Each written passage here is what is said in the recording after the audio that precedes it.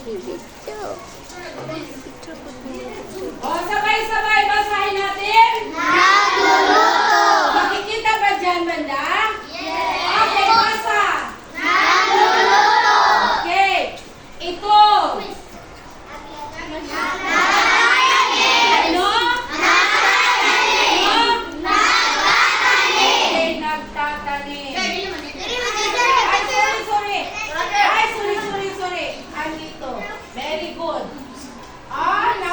Nakaka-amaze naman. Alam niyo kung saan ilalagay. Okay, very good. Basa! Again! Ito! Ano? Nag-aani.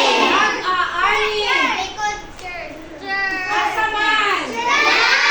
Very good. Pakibasa nga. Ano ang inaani nila mga anak? Uy, sino nagsabing bigas? Oh. Palay mo na bago bigas. Kapoy, manday kayo. Nakakatakot naman yung inaani na yung bigas.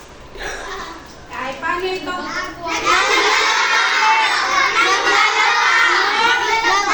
Naglalaba. Nandito. Sino ang naglalaba? Nanay. Bakit si nanay lang palagi ang naglalaba?